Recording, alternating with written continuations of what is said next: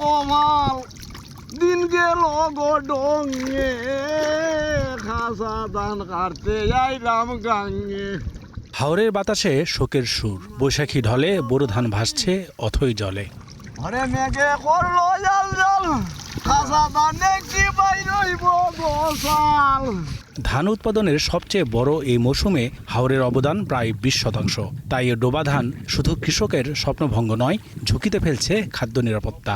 পেটের কুদা তো হাসি কাটতে হয় না, কাটতে তো বানা লুকো হওয়া জানা। সংসার ক্ষেত্রে কিভাবে চালাই মনে হয় চালাই, খাসা ধান কাটতে আমার কোনো উপার্জন নেই। 2017 সালের মার্চ এপ্রিলের অকাল বন্যায় নষ্ট হয় প্রায় 2 লাখ হেক্টর জমির বোরো ধান। ওই বছর রেকর্ড পরিমাণ বাড়ে চালের দর। 5 বছর পর আঘাত হানে চৈতালি ঢল, যাতে ক্ষতির মুখে পড়ে প্রায় 7,000 হেক্টরেরও বেশি ধান। অস্থিতিশীল হয় চালের বাজার। কৃষি সম্প্রসারণ অধিদপ্তর বলছে, এবারের অকাল বৃষ্টি ও ঢলে ডুবে গেছে 47,000 হেক্টর জমির ধান। তবে হাওর নিয়ে কাজ করা বেসরকারি প্রতিষ্ঠান পরিবেশ ও হাওর উন্নয়ন সংস্থা বলছে, তলিয়ে কমপক্ষে 80,000 হেক্টর জমির ধান। এবার যে বাঁধগুলো হয়েছে অপরিকল্পিত, এই বাঁধের কারণে হাওর থেকে পানি বের হতে পারছিল না, জলাবদ্ধতা কিন্তু মূলত ফসল নষ্ট হয়েছে। অনেক সময় কৃষকরা চেষ্টা করেছেন এই বাঁধগুলো কেটে দিতে, কিন্তু কৃষি সম্প্রসারণ অধিদপ্তর বা জেলা প্রশাসন থেকে এই বাঁধগুলো কাটার ব্যাপারে বাধা দিয়ে হয়েছে।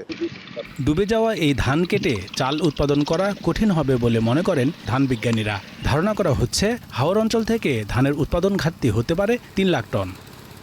হাওর এরিয়ার একটা ঝুঁকির মানচিত্র তৈরি করতে হবে। কোথায় কম কোথায় কম পানি হয়, কোথায় বেশি পানি হয়, কোত্থেকে পানি তাড়াতাড়ি এসে কোত্থেকে পানি বেরিয়ে যায়, কোথায় সবচেয়ে বেশি ঝুঁকি আছে। আমাদের প্রবণতা হলো যেখানে একটু ধান লাগানো যায় সেখানেই ধান লাগাই। আমাদের এই প্রবণতা ত্যাগ করতে হবে। হাওরের ক্ষতিগ্রস্ত কৃষকদের জন্য রাষ্ট্রীয় ব্যবস্থা নিতে প্রধানমন্ত্রীর নির্দেশনা আছে বলে দাবি কৃষিমন্ত্রীর। যে সমস্ত বেড়িবাঁধগুলি দিলে বাঁধের ভিতরে